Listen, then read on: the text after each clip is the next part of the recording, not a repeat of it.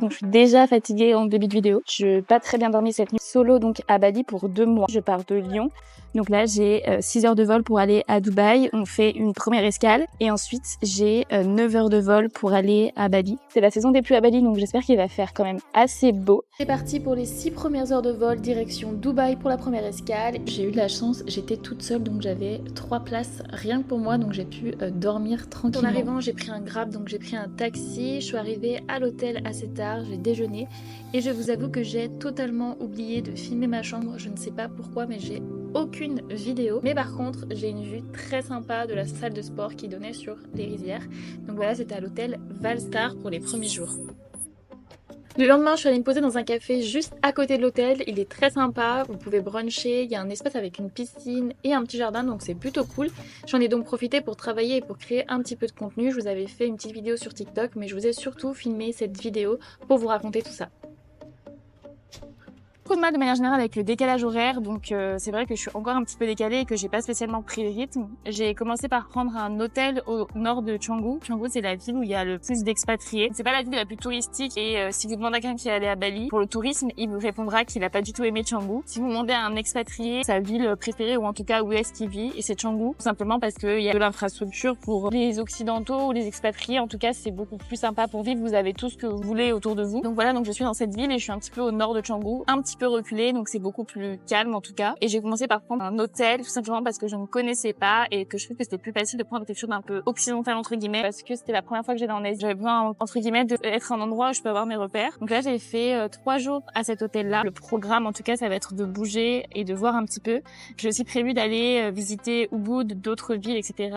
Et en fait d'essayer de jongler entre faire un peu la touriste et travailler. Donc voilà, là il faut juste que j'ai le temps de prendre un peu mes marques et j'essaie juste d'être patiente parce que là, j'étais un petit peu frustrée parce que j'ai pas trop travaillé. Il y a des jours où j'ai beaucoup travaillé, donc un peu difficile de prendre son rythme. Pour l'instant, je suis étonnée favorablement parce que j'avais vu beaucoup plus de choses négatives que positives sur Bali. Et du coup, pour le moment, ça me plaît beaucoup, donc on verra ce que ça donne par la suite. Et je vais vous refaire des vidéos très bientôt. C'était vraiment une petite vidéo d'introduction, mais je voulais pas faire du contenu pour faire du contenu. Je vous mettrai un petit peu ce que j'ai pu faire jusque-là. Et ensuite, j'ai enchaîné les calls, les candidatures pour mon programme de formation, les demandes de devis, etc. Du coup, là, je suis en train de travailler dans un café plutôt sympa, dans un restaurant même, sur le montage de mon vlog. Il est 20h30, donc j'attends mon repas. Et ensuite, objectif numéro 2, c'est de réserver un cours de surf, parce que là, on est mardi, j'aurais aimé en faire un jeudi ou vendredi. Donc voilà, faut que je m'occupe de ça. Et on verra pour la suite, mais en tout cas ça passe plutôt vite puisque là ça fait déjà quelques jours que je suis arrivée.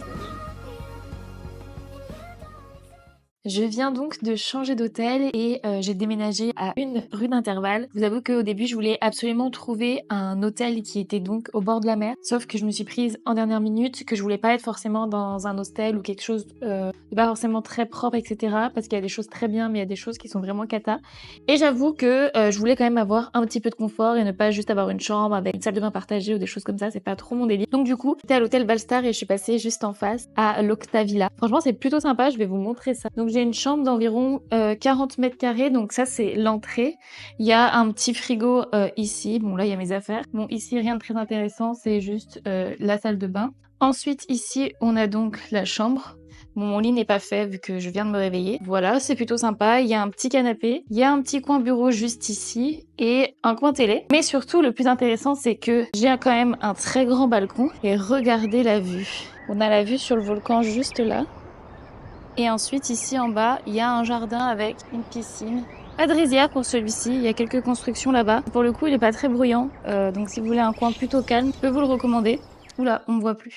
Du coup, ce matin, je suis allée faire un cours de sport. J'ai fait un cours de body sculpt au Canggu Studio et j'avais réservé mes cours de sport sur ClassPass. Je vous invite, si vous allez à Bali et que vous voulez faire du sport, vous pouvez vous inscrire sur le site de ClassPass. Je vous mettrai le lien juste en dessous. Et du coup, en fait, ça vous permet de... Déjà, vous avez un mois gratuit en plus. Et si quelqu'un vous parraine, vous avez plus de crédits. Donc, c'est bon à savoir. Bon, moi, j'avais déjà ça à Paris, donc j'avais déjà un compte. En fait, vous achetez des crédits et vous pouvez réserver dans plein de salles de sport. et du coup tous les cours que vous voulez, etc. Du coup c'est plus pratique, ça vous permet de voir un peu tout ce qu'il y a et de réserver en ligne au lieu de devoir payer à chaque fois sur place ou sur les plateformes, etc. Donc c'est plutôt bien, donc j'ai fait ça à 9h45, je suis rentrée à 11h et pris une douche, donc là je viens de me doucher. Et le programme c'est de travailler un petit peu, et ensuite je vais aller déjeuner à la Brisa au bord de la mer. Je suis encore jamais allée, donc on va aller faire un tour. Et puis voilà. Et après cet après-midi, je travaillerai puisque souvent je commence à travailler à 16h. Je travaille toujours un petit peu le matin, mais je travaille beaucoup plus vers 16h puisque chez vous, du coup, il est 9h, donc c'est le début de votre journée. Donc c'est pour ça que je suis aussi obligée de me décaler un petit peu. Mais voilà pour le programme. Du coup, avant d'aller déjeuner, j'étais en train de finaliser un petit peu ma formation. Donc pour ceux qui savent pas, je suis en train de créer un nouveau programme totalement en dehors de Madame Canva, donc qui s'appelle Fond Heure. Et l'objectif, c'est de vous apprendre tout ce que j'ai pu faire avec Madame Canva. Donc c'est-à-dire comment on crée un site internet, comment on trouve des clients via le SEO, comment on trouve des clients un tunnel de vente, enfin bref, exactement tout ce que j'ai fait pour pouvoir vivre d'une activité en ligne. Donc je vous apprends à pouvoir vivre de votre passion, d'une expertise et à faire de l'affiliation pour que ça soit soit un complément de revenu ou soit même que ça devienne votre activité principale. Comment on fait pour créer des produits digitaux, comment on fait pour créer une formation, comment on fait pour créer du contenu, etc. Bref, j'ai mis tout ça dans ce programme de formation qui est assez long. La dernière fois, je vous avais dit que donc je cherchais des personnes pour tester le programme, donc j'en ai trouvé, donc je suis plutôt contente. Je vais les contacter cette semaine pour pouvoir échanger avec eux et refaire un petit point là-dessus. Donc voilà, là du coup je vais vous montrer. Donc en gros, ça c'est tout le programme en détail, donc c'est tous les modules qu'il y a, tout ce que vous pouvez apprendre dans la formation. Je vous raconterai un petit peu mieux comment je me suis retrouvée dans le business en ligne parce que c'est vrai que je ne l'ai pas encore raconté sur ma chaîne, donc je pense que je le ferai dans le prochain épisode. Il est 12h15 et je n'ai pas encore mangé. Je pense qu'il est temps d'aller se balader et de faire une petite pause au bord de la mer.